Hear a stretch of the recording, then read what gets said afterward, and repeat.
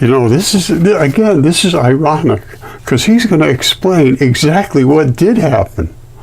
And he talks that 3,500 years ago, Venus came out of Jupiter, and he's trying to make a big joke out of it, because he did. He really, they all attacked Velikovsky. They destroyed him. They destroyed his whole life. And he was considered a pseudoscientist, whack job, even when I wrote my book about him 10 years ago. And since then, he's gained some traction. But here goes. Listen to this. This is hysterical. This is exactly what did happen. Listen. It's a curious argument alleging major recent collisions in the solar system proposed by a psychiatrist named Immanuel Velikovsky in 1950. He suggested that an object of planetary mass, which he called a comet, was somehow produced in the Jupiter system. He doesn't say exactly how it's produced, but maybe... There it is, coming right out of the red spot. It's spat out. Exactly. Oh, this is hysterical.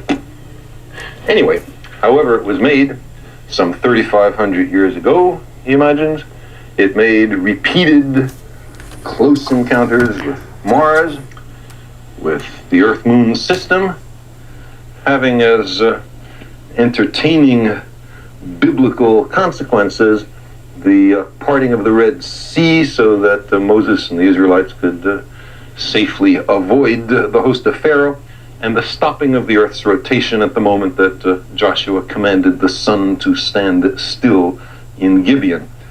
He also imagined that there was extensive flooding and the volcanoes all over the Earth at that time.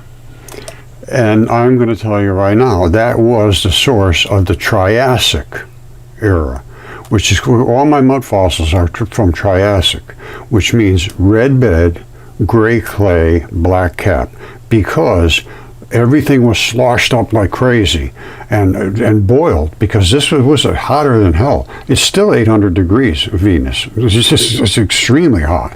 And when it almost impacted Earth, the skies burst into flames, everything burnt, volcanoes, all that. And the black cap came down on top of the red bed, which was the boiled off flesh, which is just nothing more than clays and mud. And then the gray clay, which is the marrow and all the rest of the organs and stuff like that, and bones and the not quite so fleshy stuff.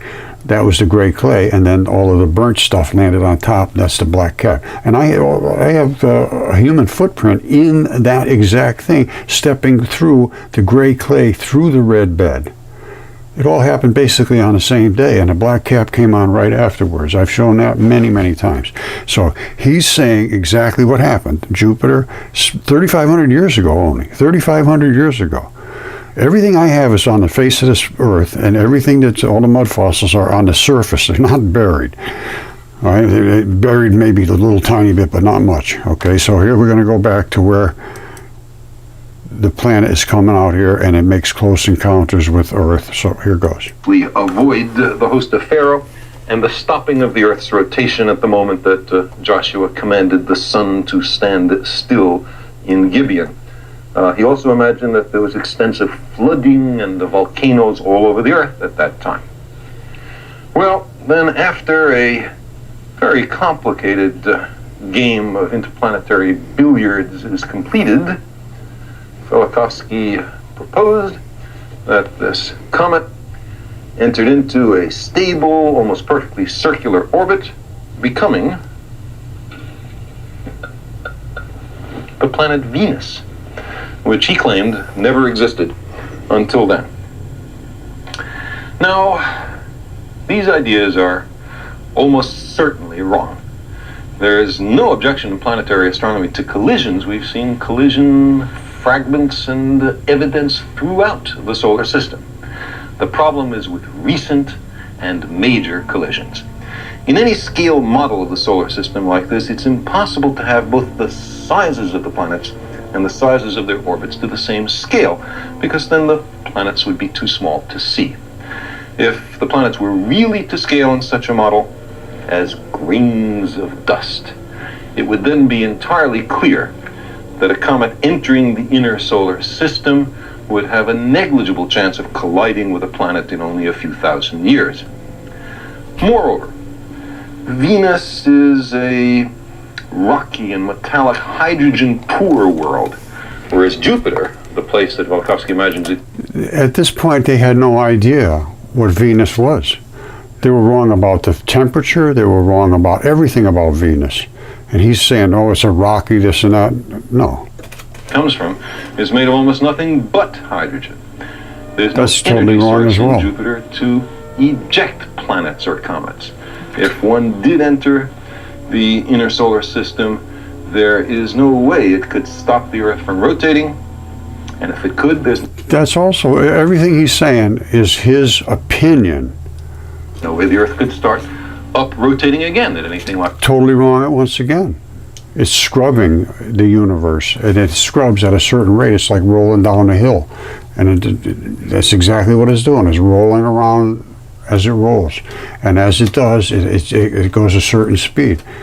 And when the Venus almost impacted it, it went, tried to push through that impact zone, and it could stop. Yes, absolutely. And the whole world had the same recorded event, which the Earth literally did stop. The darkness of 3 days and lightness of 3 days in some areas, which were up in the northern regions and so forth. And in the equator area, it was 24 hours of darkness, 24 hours of light. It stopped the Earth from really rotating, and then it started rolling down that hill again, which is running around the solar system, you know, actually rolling. All right, so here he goes again. You see, all of this is just nothing more than opinion. There's no energy source in Jupiter to eject. It has a vagina. They don't realize the ancient texts were true. Planets or comets.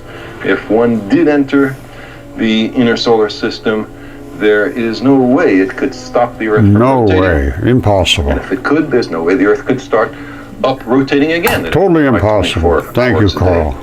There's no geological evidence for flooding and volcanism 3,500 years ago. That's ridiculous. It's everywhere. And I know he didn't know it at that time, but they know it now, and he's talking about science. Sure, no way they should be pushing back against. They should be investigating everything. They don't do that. They didn't do it then. They will never do it. Babylonian astronomers observed Venus in its present stable orbit before Velikovsky said it existed. No, that's not correct. He has no idea what they saw. Totally wrong. And so on. And so on. There are many hypotheses in science which are wrong. That's perfectly all right. It's the aperture to finding out what's right. Science is a self-correcting process. To be accepted, new ideas must survive the most rigorous standards of evidence and scrutiny. The worst aspect of the Velikovsky affair is not that many of his ideas were wrong or silly or in gross contradiction to the facts. Rather, the worst aspect is that some scientists attempted to suppress Velikovsky's ideas. The suppression of uncomfortable ideas may be common in religion or in politics, but it is not the path to knowledge, and there's no place for it in the endeavor of science. We do not know beforehand where fundamental insights will arise from about our mysterious and lovely solar system. And the history of our study of the solar system shows clearly that accepted and conventional ideas are often wrong, and that fundamental insights can arise from the most unexpected sources. Exactly, Carl. And having him agree to the facts that things change. Mudfossils now proves Velikovsky's claims. Virtually proves it. And 3,500 years ago is when all this stuff happened. Now, I'm going to address each one of Carl's statements about Jupiter literally giving birth and the flood evidence and all of that stuff, because I have all of the evidence to prove Velikovsky, and they now suppress my evidence for the last 15 years. So he's what he's saying is correct, but it's just talk. It means nothing in the real world. They don't care to see this evidence whatsoever because it overthrows everything they've been saying. And that's what happened when Velikovsky first pushed his book out in 1950. #1 on the bestseller list 11 weeks in a row. New York Times bestseller list 11 weeks in a row, #1. And he's had to take it off the bookshelves because Macmillan pulled the book, who was the editor, and because the academics said, we'll never buy any more books from you. That's book burning. Same thing happened to me. They tried to take my books off. A friend of mine is writing books. All right, and these are some of the books. He's been writing a whole batch of them, and they're on Amazon. You see that? These are all about my electron flood theory, the giants. These are the papers I wrote. Because I finally gave up with academia, and I started writing papers about, even like Velikovsky. I have another book of, these aren't mine. I have nothing to do with these books. I told Paul Amatucci, I said, you write the books and do whatever you want with them. Just make them nice and easy, something easy to read that, that people can put on their countertop and read it, about my electron flood theory, the giants, Atlantis, all this stuff. I wrote all this stuff back 2015, I've been doing this a long time. So anyway, we need to change all the books, first of all. That's #1. And these are on Amazon. Just look it up, Paul Amatucci. And the books, he's got out like 150 books. He does all kinds of other books too, not just mine. So that's that. And then we're going to change a lot of things because it's time. And they are still doing the same thing they did to Velikovsky to me, only this time I have the physical evidence in my hands, DNA tests and CAT scans and giants and dragons and everything else. And there's no question about it that they're real.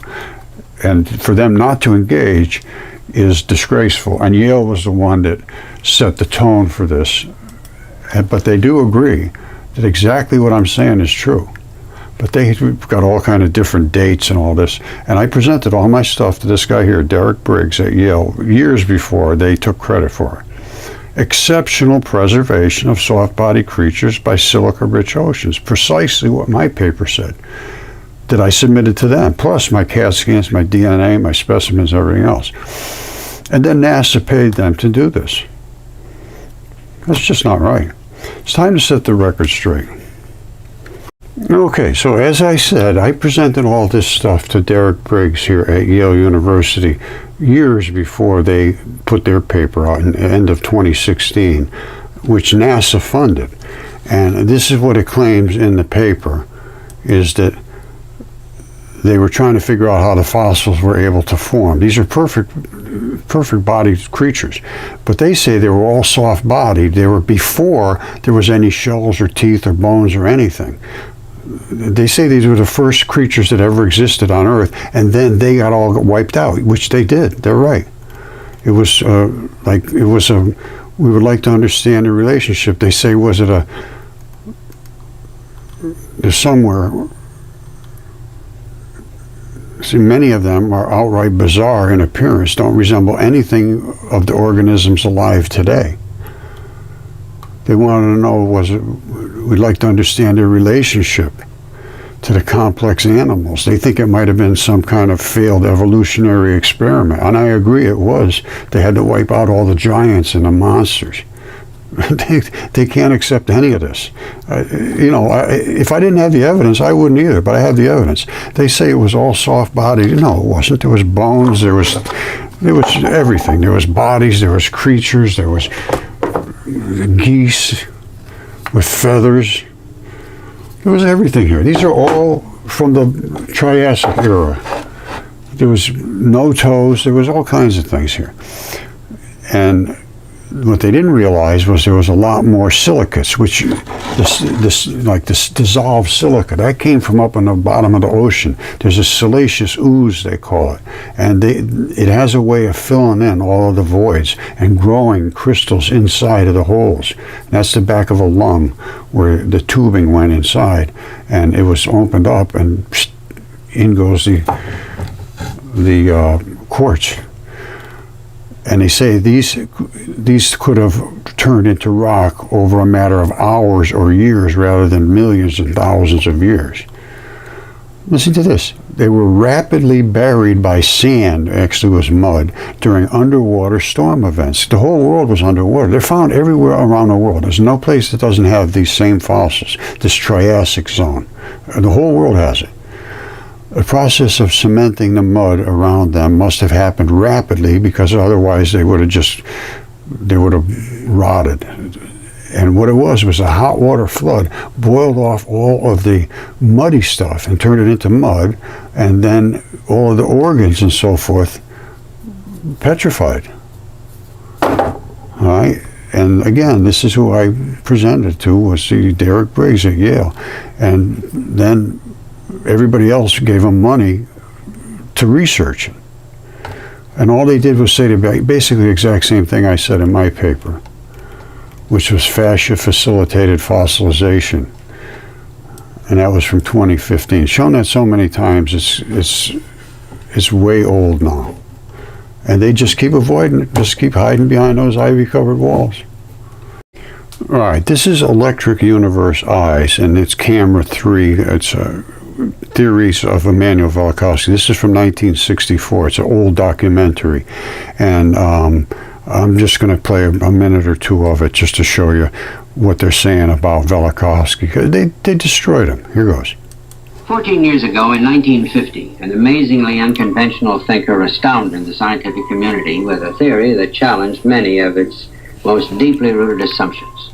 In a persuasive bestseller, this man presented a radical view of world history that linked research and hypotheses in such diverse disciplines as astronomy, geology, comparative religion, and archaeology. A storm of protest arose from every corner of this academic world, claiming that the theory was totally wrong. This opposition soon turned into an attempt to suppress the book and discredit the man who wrote it. The man... And they did a very, very good job at it, too. All right, now don't forget, Velikovsky was a very accomplished historian, and he went through the entire world and actually went out to these different countries and researched their libraries, their museums, their cultural centers, all of the museums and the libraries and everything. And they all had a very similar story about 3,500 years ago, a terrible catastrophe, a bright comet in the sky caused floods everywhere. The Triassic red bed, gray clay, and black cap is worldwide. And Yale agrees that these perfectly preserved, exceptional preserved creatures were there, only they don't want to talk about the giants and all the things that I have discovered, because it throws them right off the cliff. So now we're going to talk about the storm of protest that happened back in 1950. Now that's 75 years ago.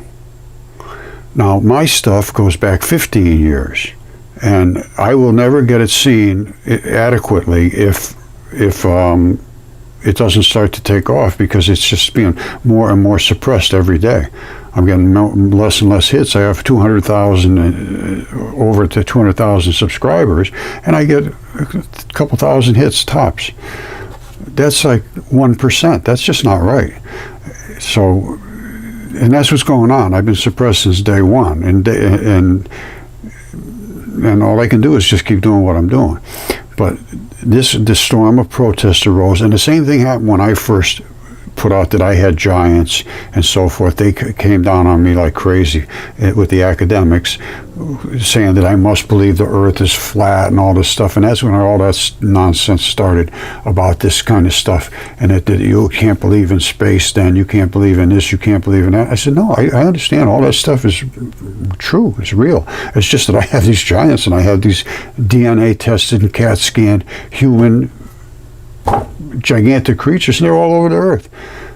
And they refuse to discuss it for self-preservation interests only. It's not that they're supposed to be fiduciaries to their students, which means they're supposed to work in their best interest. Is it the best interest of the students to hide them from this stuff? I don't think so.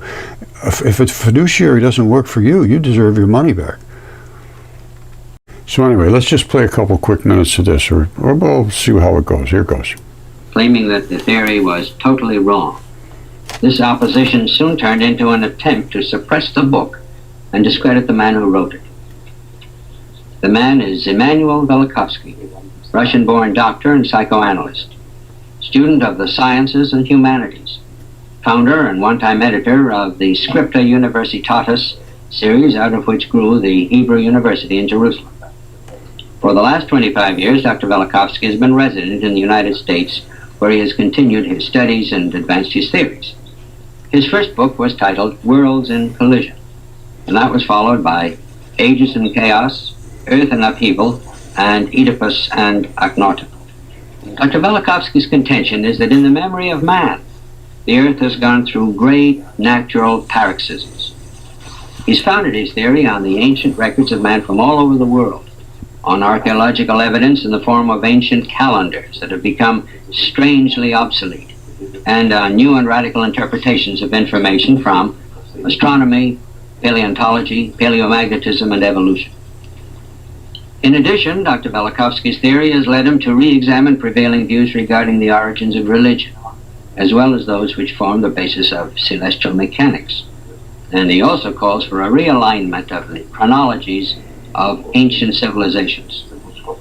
Well, the result of this wide-sweeping theory, as I've said, was a flood of very harsh criticism and ridicule. The scientific community was almost unanimous in rejection of his work. Jacques Barzun, Dean of Graduate Faculties at Columbia University, wrote just recently that the merits of the scientific issue do not alter the deplorable treatment Dr. Velikovsky's ideas received from the profession. The prejudging scorn and closing of ranks against the heretic showed typical guild animus. In recent years, however, evidence collected during the geophysical year and by several space probes has tended to verify several of Velikovsky's predictions. For instance, he had said in the face of strong disagreement that because of her recent birth, Venus is extremely hot, a view subsequently borne out by observations of Mariner 2. He was accused of inventing an interplanetary magnetic field, but one has been detected since then by Pioneer 5. He claimed in 1950 that the ancient civilizations of Central America were much older than believed. Recently, this view too has been proved by radiocarbon dating. All in all, a score of Dr. Velikovsky's predictions have been verified, and the opposition within the scientific community has abated. New voices are being heard. For instance, that of Lloyd Motz, professor of astronomy at Columbia University, who, while he still disagrees with Velikovsky, says his predictions should be recognized and his writings should be carefully studied and analyzed because they are the product of an extraordinary and brilliant mind and are based on some of the most concentrated and penetrating scholarship and research of our period. Here with us today on Camera 3 to discuss his theories with Dr. Velikovsky in his first television appearance is Eric Larrabee, an editor and writer whose articles about Dr. Velikovsky were the earliest attempts to make him familiar to a wider audience. And all right, I'm just going to say, this guy he's a nice guy, and he tried to make Velikovsky's ideas open and accessible And in the meantime, academia had pulled the books off the bookshelves, and they just treated him like dirt. And this was a very interesting time, because not only did we have the event with Venus almost impacting Earth, but then after that, the rebuilding of civilization, ages in chaos, all of those things, all of the sea peoples, nobody knows where they came from. They were the products of the leftovers that survived, and then they somehow regained. And I believe they must have been from Atlantis, the sea peoples, because they would be all over the earth because they were seafarers. And then after this catastrophe, whatever was left of them, somehow they started to gang up together, and they came in as sea peoples, and they ravaged the continents at a certain time. And Velikovsky goes through all that stuff. He followed the whole thing right through the end, and he suffered the consequences. His whole life was destroyed from the day he put our worlds in collision. Okay, he's got a pretty thick accent, so the text is on here. But this is the last couple of minutes. He's just going to sum up what happened here. Here goes. And to Professor Wilt, still alive at Yale. And I put before them this my request, explain that this is a crucial test.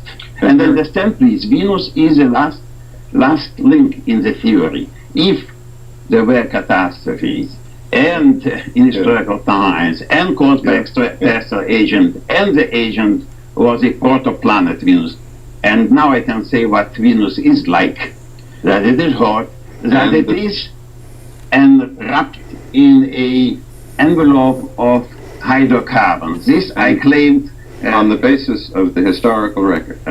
Yes. And I asked this to be performed, and I got the answers. This was summer 46, 4 years before the publication of the book. There are no hydrocarbons on Venus, in writing. And I was so firm in my belief that I did not blunder in the interpretation of historical sources that I put in my book. There must be an envelope of hydrocarbons. And then when in February 63, 2 months after the Mariner passing point, yes, then the report was given out, and it was hydrocarbons, dust and gases, exactly as I claimed it.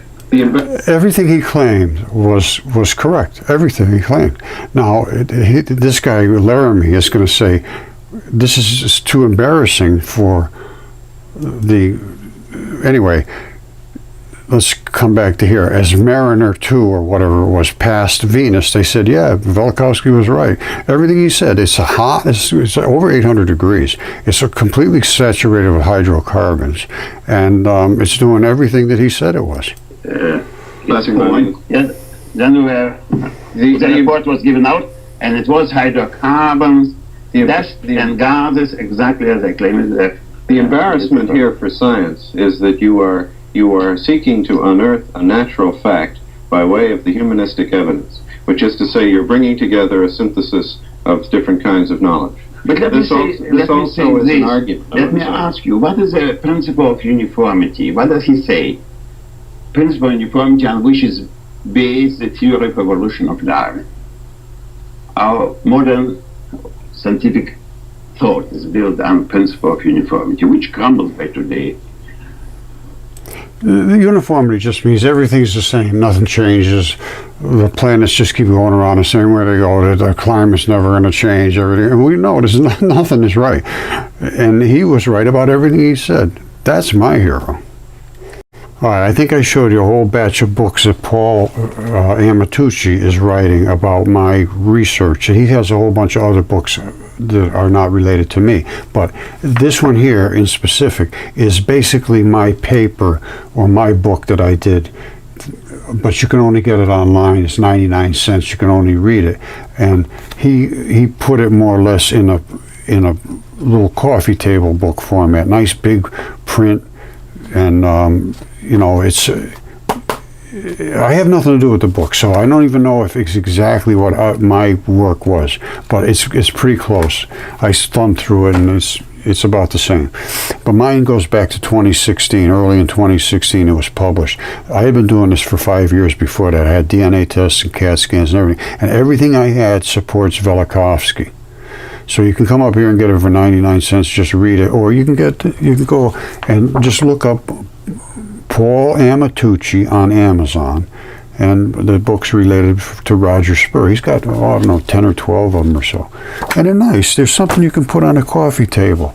And people can look at it and say, what's this? I say, well, it's mud fossils. And again, this goes back close to 10, well, it's been a lot more than 10 years that I've been doing this, but I had written the papers and all that. The paper I wrote was 2015, hold on a second, which talks about the fossilization process.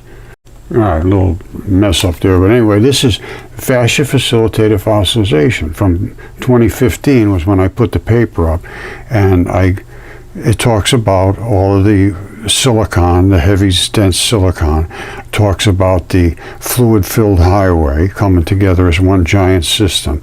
Skin has 50 times more silicon in it in the mud fossils, and all of this stuff. And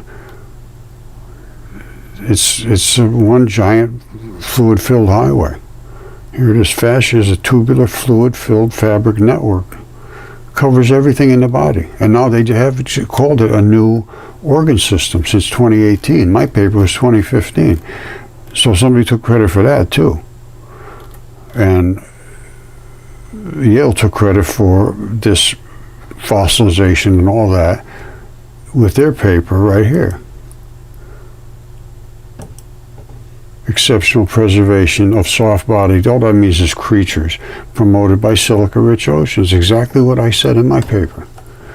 So they do the same thing to me, only they're stealing my work. Velikovsky, they just put him out in the field somewhere. All right, you remember Carl Sagan said that Velikovsky said Venus was birthed from Jupiter. He said it in a different way, but what Velikovsky said was the feared god Jupiter gave birth to the fiery comet which later became Venus. Now look what he's doing. This guy's a pervert. I'm telling you, look what he's doing. He's looking right into a vagina. See that? That's what he was looking at, was Venus coming out of the great red spot, which is a vagina. This is from a very close flyby of the Great Red Spot. That is not a storm. That is literally a vagina. And I can show you without question. It has all of the same architecture of a vagina. The clitoris, the labia minor, majora, all of the stuff. Here's even the hairline. You see that? Even the hairline around here. And you say, oh, that can't be, that can't be. Well, let me tell you something. Here's why I say no question whatsoever. You see that little tab right there? You see that little, it looks like a little throat coming up there and a little circular tab? All right? Make sure you understand what you're looking at. Because I'm going to show you a real, well, it's an anatomical drawing, but it is of a vagina, and you're going to see that same exact tab. And that's what literally holds the vagina in position so it can move around a little bit, but it comes back to where it's supposed to be because of that latch. Okay, this is a little graphic, so get ready. This is what's called the Venus mons, which is a bump that surrounds the top of the vagina. And the winds coming across there have to come across that bump. That's what's making them swirl. They think it's a storm. It's not. It's the wind swirling around that bump. This is the vagina. That right there, my friends, that little tab is the tab that I was talking about. And all the rest of the anatomy is also identical. But that tab is that's the clinch on the whole deal. And it's got the hairline around here. You got the labia minora and labia majora. You got your urethra, clitoris. It's 100% identical. All right, it's 100% identical. That tab, the hairline, everything, all of the, everything, 100%. No difference whatsoever. All right, now this is Jupiter, and it's spinning this direction this way. The clouds are surrounding it, so it's, as it spins, this bump, which was the Venus Mons, the bump there, has to plow through these dense clouds. And when it does, you can see it rides up over the top. All right, let's look at it real careful. All right, the planet's going this direction. This is the size of Venus, which is the same size as Earth. And it came right out of that red spot. Now, the clouds have to come over the top of that red spot, so it's plowing through. They go out around and they swirl around here, and they say, "Oh, this is a big storm." And that's not a storm. It's amazing how much they miss from, you know, billions and billions of dollars of funding, and they can't even understand that. It's just amazing to me. It really is. Okay, make of this what you will, but it was quite unusual. That is the red spot turned around and sloughing off blood, or whatever it's sloughing off, of red stuff. And this is only within a couple of days, or actually the same day. Same 25th, 26th, 27th, 29th, 30th, 1st, and 1st. This is only like a week. And that's, you make of it what you want to make of it. All right, this is the part that really bothers me, is that they still, today, they refer to Velikovsky as pseudoscience. It's used as an example of the demarcation problem between reality and just somebody that's crazy like me or Velikovsky. I've been put in the same position as him. But I have all the evidence, and not a single person in academia will stand up to me. None. Zero. Because I crush them all. I crush them. I destroy them in their own realm. And they can't stand up to it. So they won't discuss it. They say, well, we can't get involved in that because that's just so silly it makes us look silly to talk to you. No, it makes you silly not to talk to me because I have evidence. And this is what we're up against in academia now. And it is really disgraceful, absolutely disgraceful. And the kids are paying tons of money and going into debt to pay these people for something that they should know is just wrong. It's fraud and lies now. Fiduciary failure, it's all of those things. And it's just not right. Somebody should do something about it, and I think it's going to have to happen sooner or later. Okay, so I'm talking about gods being planets, and Jupiter was Zeus, who was a male god and has a vagina, and they talked about him actually giving birth to Athena through his forehead. Well, no, it came from this vagina. Now, what does Ovid have to say about the gods? He wrote all of these books: Creation, Ages of Mankind, Flood, and Deucalion, which is Noah, that was the Great Flood. All of this, all the way down through the whole history up till the time of Julius Caesar. Now, these were the kind of transformations. The book was called Metamorphosis, which means transformation, like a butterfly coming out of a caterpillar. They could do anything they want. There was a great variety among the types of transformations take place, from human to inanimate objects like the Nile River, into animals, into plants, from animals like ants and funguses and mushrooms into humans, from one sex to another. All right, they could turn into anything they wanted. And Zeus and all the rest of the gods would turn themselves into really hot-looking guys at a size equivalent to the human beings and come down to Mount Olympus and all those places where they set up their sex palaces, and they would have sex with the women. That's all I can figure. And then these, you know, because they're talking about the rape of such and such, and everyone was trying to. Zeus was having sex with all the women, basically all the women, and he was the god. He was the god of this solar system. Zeus, Jupiter, same thing. One's Roman, one's Greek. but it's the same guy. And this talks about the creation and all. I mean, this is fabulous stuff. But Mars and Venus and the sun and love and the daughters and this, a lot of this came down from Hesiod, who was told what to write by the daughters of Zeus. And that was only 800 BC. So they were here 800 BC, it sounds like to me, because they came down and they said, we want you to write what our father did, the whole history of the earth. And that was Apollodorus. That's this guy here.